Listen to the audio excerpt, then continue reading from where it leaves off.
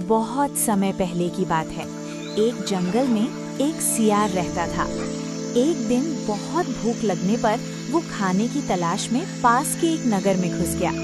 वहां पहुंचते ही गली के आवारा कुत्तों ने उसे देख लिया और उस पर हमला कर दिया। सियार अपनी जान बचाने के लिए बुरी तरह भागा। भागते भागते वो एक धोबी के घर में घुस गया। वहां आंगन में नीले रंग से भरा हुआ एक बड़ा सा बर्तन रखा था। कुत्तों से बचने की हड़बड़ी में सियार ने उस बर्तन में छलांग लगा दी और उसमें छिप गया। जब कुत्ते वहां से चले गए तो सियार बाहर निकला, लेकिन ये क्या, उसका पूरा शरीर सिर से लेकर पूंछ तक गहरा नीला हो चुका था। वो जंगल की ओर वापस भागा। जब जंगल के जानवरों ने उसे देखा तो वे हैरान रह गए। उन्होंने आज तक ऐसा अजीबोगरीब नीला जानवर कभी नहीं देखा था। शेर, बाघ और हाथी जैसे जानवर भी उसे देखकर डर गए और पीछे हटने लगे। सियार ने देखा कि सब उससे डर रहे हैं तो उसने इसका फायदा उठाने की सोची। उसने अपनी आवाज भारी करके कहा, अरे मूर्ख जानवरों, तुम मुझसे डरते क्यों हो? मुझे भगवान ने विशेष रूप से तुम्हारा राजा बनाकर भेजा है। आज से मैं ही इस जंगल का शासन संभालूंगा।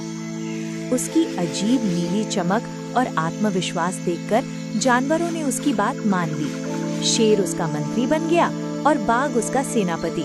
सियार अब ठाठ से राजा बनकर रहने लगा। उसे बैठे बैठे शिकार और खाना मिलने लगा। राजा बनते ही उसने सबसे पहले एक कड़ा आदेश दिया। उसने जंगल के बाकी सभी सियारों को अपने दरबार और आसपास के इलाके से दूर भगा दिया। वो जानता था कि अगर कोई उसे पहचान सकता है तो वे उसकी अपनी बिरादरी के सियार ही हैं।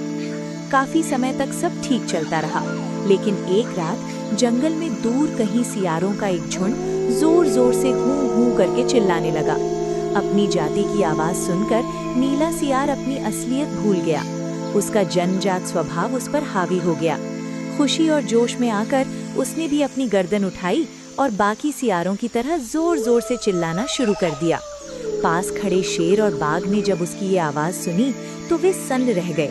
उन्हें तुरंत समझ आ गया कि ये कोई दैवीय जानवर नहीं, बल्कि रंगे हुए नीले रंग का एक मामूली सियार है जिसने उन्हें मूर्ख बनाया। गुस्से में भरकर शेर और बाकी जानवरों ने उस पर हमला कर दिया और धोखेबाज सियार का अंत कर दिया। इस कहानी से हमें ये सीख मिलती है कि झूठे दिखावे से कोई अपनी असलियत नहीं बदल सकता। ढोंग और झूठ का सहारा लेकर आप कुछ समय के लिए सफल हो सकते हैं, लेकिन आपका असली स्वभाव कभी न कभी सामने आ ही जाता है।